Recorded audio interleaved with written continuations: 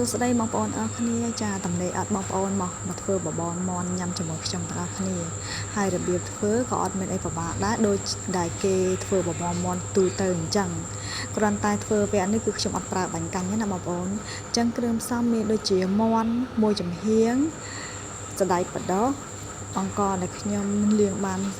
នលាងសម្អាតរួចហើយមានខ្ទឹមមានក្រូចឆ្មាហើយនិងស្លឹកខ្ទឹមយើងផងដែរហើយនឹងពគាយីហឺ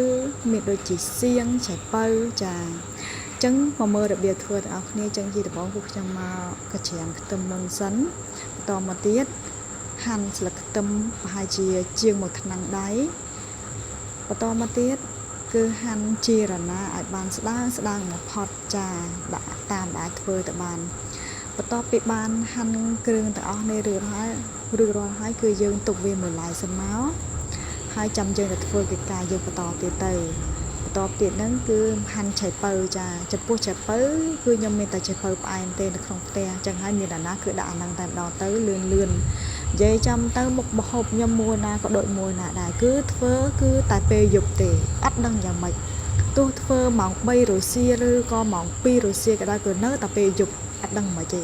ឆ្ងល់ខ្លួនឯងតាបងប្អូនឥឡូវបន្តមកទៀតដាក់ឆ្នាំងដាក់តែប្រេងឲ្យក្តៅមកហើយបំពងខ្ទឹមយើងឲ្យឡើងពណ៌ក្រហមបែបហ្នឹងមកគឺលើកទុកបន្តិចទៅសេះសល់ប៉ុណ្ណាគឺទុកឆាអង្ករបងប្អូនចាអានេះគឺជារបៀបធ្វើនៅក្នុងក្រុមគ្រួសាររបស់ខ្ញុំយើងឆាអង្ករយើងឲ្យរៀងបានឆ្អិនតិចមកព្រោះថាធ្វើបបរនេះតោះតែយើងឆាអង្ករឲ្យឆ្អិនសិនណា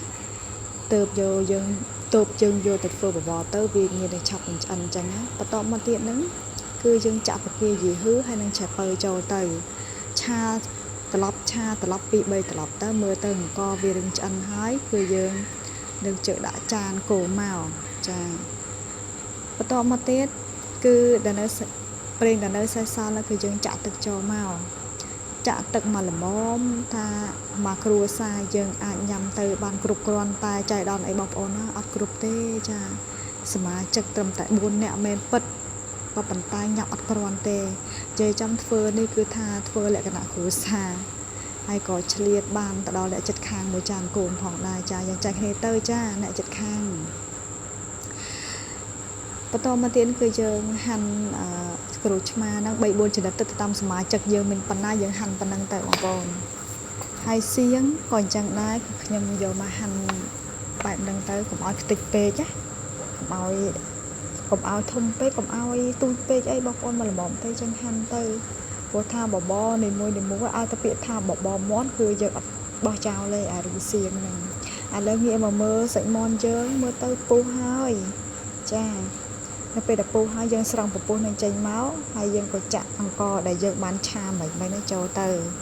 ហើយគ្រឿងដែលនៅសេសសល់នោះដូចជាស្លឹកខ្ទឹមអីហ្នឹងយើងស្រង់ចេញមកព្រោះទៅដាក់ទៅហ្នឹងគឺដើម្បីឲ្យមាន់វាមានក្លិនឈ្ងុយហើយកាត់ឆ្អាបហើយប្រភេទបបរមាន់នេះដែរគឺខ្ញុំប្រើជាដុំស៊ុប2ដុំបងប្អូនអូយឆ្ងាញ់ខ្លាំងណាស់បងប្អូនហើយ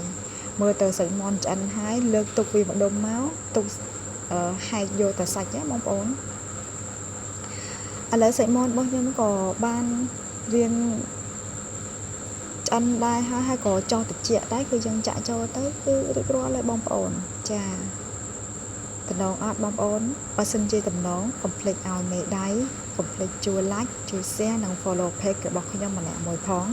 ដើម្បីទទួលបាននៅវីដេអូថ្មីជាបន្តទៀតណាបងប្អូនអញ្ចឹងវីដេអូហ្នឹងចែករំលែកបងប្អូនក៏មានតែប៉ុណ្្នឹងទេអរគុណជំរាបលាបាយបាយ